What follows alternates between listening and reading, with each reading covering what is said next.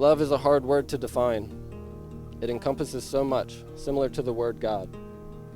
But the best definition I've heard, that I really think sums it up simply and to the point, is that love is the best in me serving the best in you. And that is what you two have accomplished these past 7 years.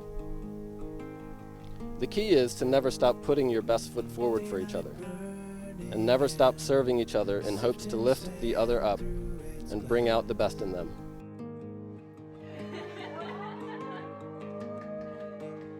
Tracks in the sky like highways of gold. Sweet memories that flew through the cold. I belong to you. The responsibility of marriage is heavy, but if you both are committed to carrying the weight of it voluntarily, with hope and with faith, while seeking the best in each other in the process, then the burden of the responsibility actually becomes a gift and a blessing, and doesn't seem so heavy after all.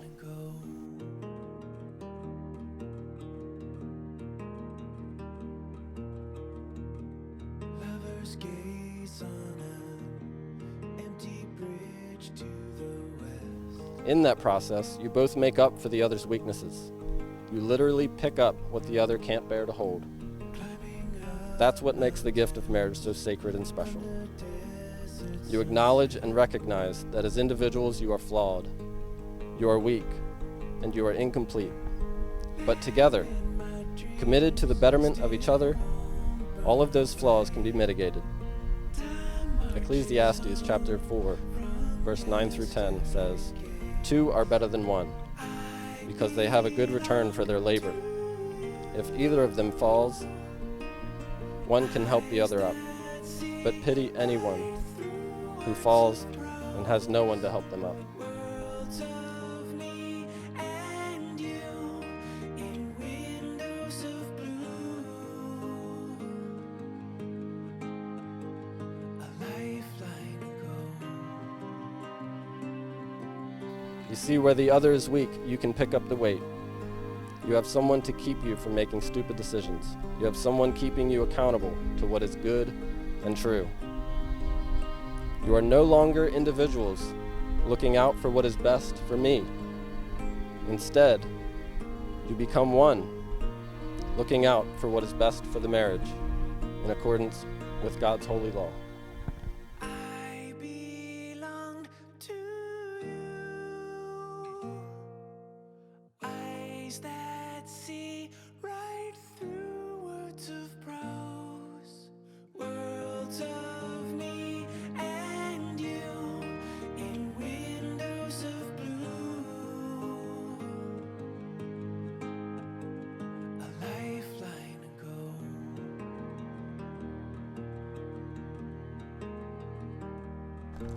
Ladies and gentlemen, it is my pleasure to introduce to you, for the first time publicly, Mr. and Mrs. Nicholas Carter.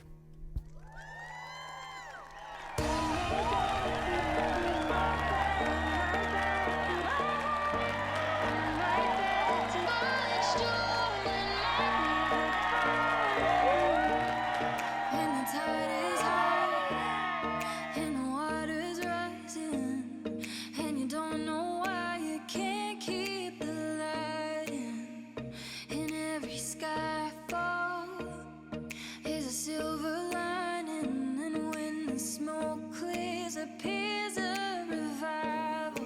Throughout the years, I got to see Nick grow up, and I have the honor to call Nick a brother. He's truly a great friend. Whoops. All right. So I got to see him grow as a person, as a Marine, as an uncle, and now as a friend. With my experience of him, he will always be there for me, and always someone that I could rely on and count on, and so much more. And that was just me being a brother. You'll see even more with him being your husband. To you.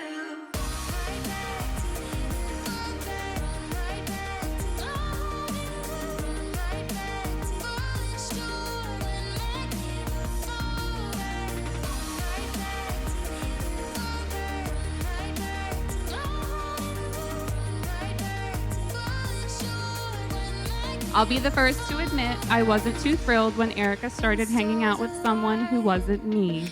But when I realized how hard she fought to keep their relationship afloat when he left for boot camp, I knew there was something special about Nick. I remember her writing letters, making care packages, and counting down the days till she could see him again. Even in their earliest months together, they began to see that the distance between them meant nothing if they meant everything to one another. As Nick's time in the service continued, I watched Erricka continue to push through the challenges of long distance as she navigated adulthood with a partner on the other side of the world. There were many times when I feared that they may have reached their breaking point, but nonetheless, they put their faith in one another and carried onward, dreaming of the day they could start their lives together. As months turned into years, they continued to bear the distance, unable to see a future without one another in it. Although they were nearly 7,000 miles apart, Nick and Erricka continued to love one another despite their fears, through the distance, and fought to be present with one another every single day. And while it may have seemed like their greatest challenge at the time, I think it was the distance that ultimately brought us all together today. Because if you can trust, respect, and support each other from oceans apart, your love will know no bounds. So let's raise our glasses and toast to the new Mr. and Mrs. Carter.